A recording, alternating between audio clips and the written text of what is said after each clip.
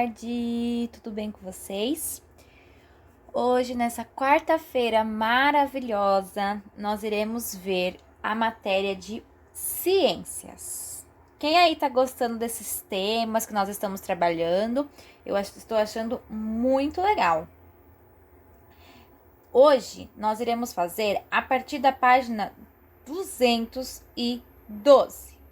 Então, na página 212 está escrito assim: que tipos de ambiente natural existem? Então, quais serão os tipos de ambientes naturais que podem existir ao nosso redor? Então, pensa comigo. Não existe apenas um ambiente natural. O ambiente natural, ele é o tema. Dentro desse tema, existem várias divisões de ambientes naturais. Nós iremos conhecer alguns ambientes naturais na aula de hoje. Então, olha só. Nesta aula, você vai conhecer alguns tipos de ambiente natural. Quando a gente observa a primeira imagem aí da página, nós conseguimos observar que é uma floresta. Então, entendemos que o primeiro ambiente natural que iremos conhecer será o ambiente de florestas, né? E esse ambiente, ele ganha o nome de ambientes florestais, por conta de ser florestas. Porém, vocês sabiam que há diferenças dentro desses ambientes florestais? Por exemplo, quando a gente observa essa imagem aqui da floresta, ó, floresta tropical de Madagascar, na África, nós conseguimos ressaltar a presença de copas das árvores, que elas formam como se elas estivessem se encontrando e fazendo uma sombra para as vegetações que estão aqui embaixo. Então, elas formam essa sombra realmente para os estratos mais baixos da vegetação. Também conseguimos observar a presença de árvores altas, plantas pequenas. Conseguimos observar, olha só aqui, a presença de cipós. Então, ó os cipós pendurados nas árvores. Conseguimos observar uma grande diversidade de plantas, né? De árvores. Quando a gente compara essa floresta com a floresta que está marcada na página 210, olha lá, vamos voltar na floresta. Essa floresta aqui, ó, ela possui outras características, não é mesmo? Elas não são tão parecidas, porém, as duas são consideradas ambientes florestais. Quando a gente olha para essa floresta aqui, da página 210, nós conseguimos observar que a temperatura e umidade delas são diferentes, não é mesmo? Então, olha só, nessa floresta aqui da página 210, nós conseguimos observar um clima quente, conseguimos observar como essa área está seca, né? Ela tem uma aparência saudável, mas não é tão úmida quanto essa fotografia aqui da floresta de Madagascar, né? Olha só, quando a gente olha essa floresta aqui, ela não aparenta ser mais umidificada, não aparenta ser mais úmida. Então, ela tem uma umidade maior. Então, dentro desse ambiente florestal, também existem diferenças nas florestas, ok? Vamos ler aqui esse primeiro e o segundo parágrafo. É comum classificar os tipos de ambiente natural de acordo com o tipo de vegetação que ali predomina. O tipo de vegetação, por sua vez, depende principalmente do tipo de solo e do clima do lugar. Muitas plantas, árvores altas e sombra garantida. Os ambientes florestais costumam ser aqueles de que nos lembramos primeiro quando ouvimos falar em ambientes naturais. Então, quando a gente pensa em ambiente natural, logo em seguida já vem uma imagem na nossa cabeça, na nossa mente, de uma floresta, de ambientes florestais. Então, próximo parágrafo. As florestas com grande diversidade de espécies de plantas e de animais estão localizadas na região tropical, onde o clima é mais quente e úmido. Já as florestas menos diversas, como as florestas de pinheiros, são encontradas em regiões onde o clima é mais seco e frio. Então, olha, a Pro pegou aqui para vocês exemplos de ambientes florestais. Então, é realmente, ambientes, olha os dos pinheiros aqui, ambientes com característica bem florestal, bem de floresta. Então, diversidade de plantas, árvores altas, animais, enfim. Agora, vamos voltar lá para o nosso texto. Quando a gente termina esse capítulo, esse parágrafo, nós começamos aqui no parágrafo do ambiente campestre. Esse ambiente é um tipo onde predominam as gramíneas com algumas árvores espalhadas pela paisagem e porções mais ou menos florestais. Isso pode ser observado nas savanas africanas e no cerrado brasileiro. As espécies vegetais desse ambiente são capazes de resistir à dura estação seca anual. Então, a Pro pegou aqui para vocês, florestais nós já vimos. Eu peguei aqui para vocês os ambientes campestres. Então, olha só, eles possuem as gramíneas, elas são essas árvores, essas folhas aqui, deixa eu mostrar para vocês. Essas plantas aqui, que elas são semelhantes a lâminas. Então, olha só aqui, que legal. Acho que algumas crianças aqui já viram essas plantas em algum lugar, né? Elas são muito conhecidas em ambientes campestres, porque olha só, ela que dá um ambiente mais campo, ok? Então, voltando lá, os ambientes campestres, a Pro pegou para vocês. Muitas pessoas gostam de casar também nesses ambientes, porque ele remete. Quem é que já foi em algum casamento nesse estilo de campo? Realmente, ele é bem relacionado a casamento, porque muitas pessoas gostam de casar nesse estilo. Normalmente em um domingo de manhã, olha só aqui, um ambiente campestre, ok? Então, voltando lá, olha só, ele é bem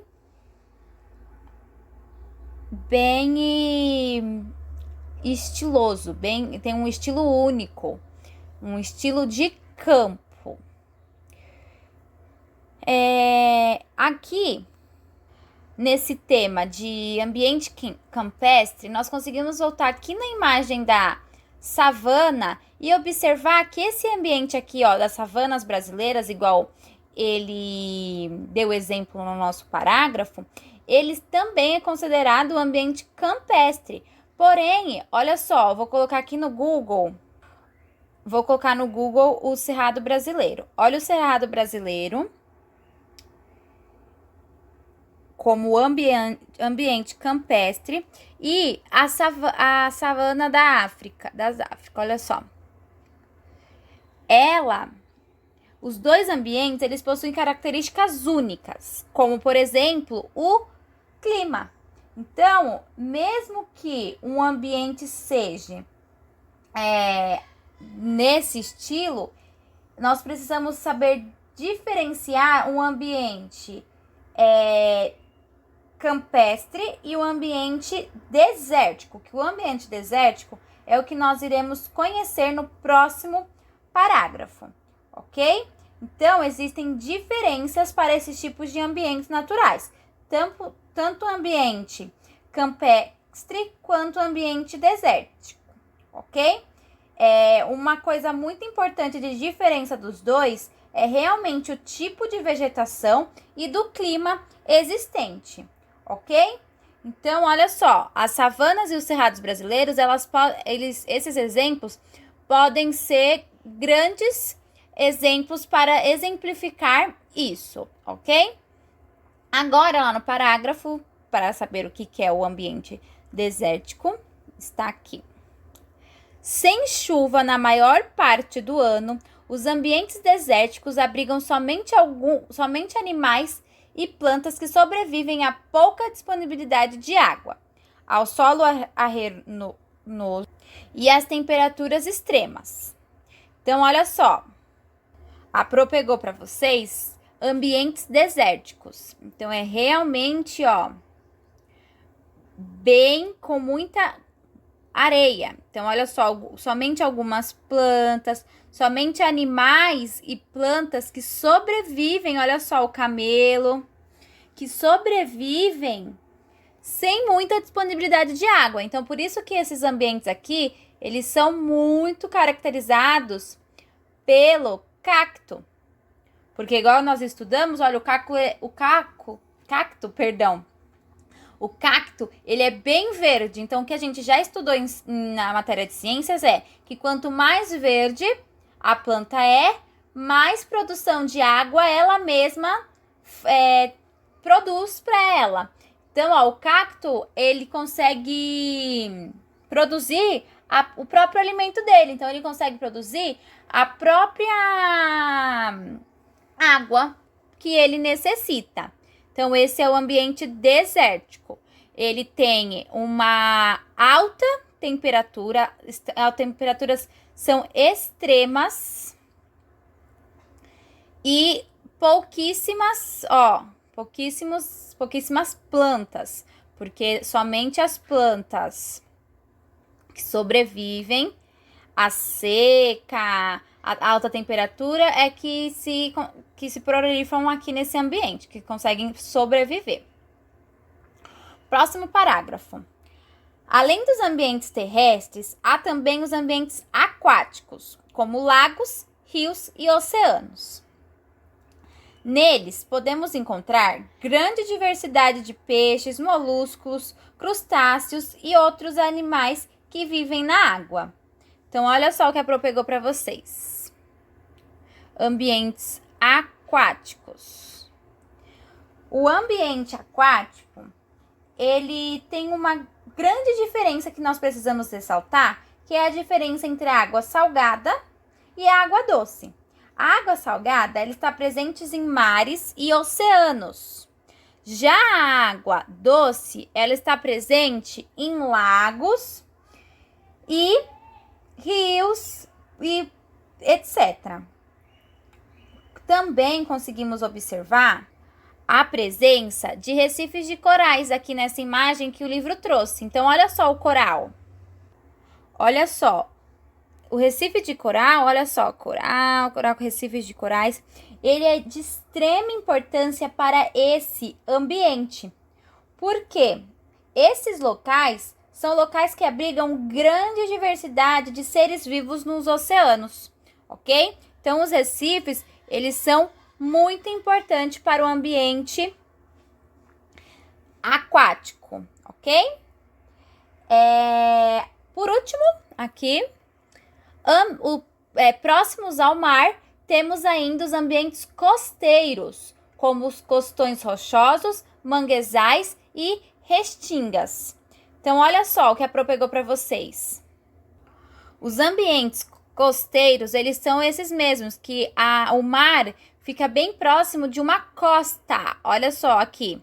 Então, sempre por perto existe uma terra firme. Também trouxe que dentro desse ambiente costeiro tem os costões rochosos, que foi o que ele deu exemplo aqui, ó.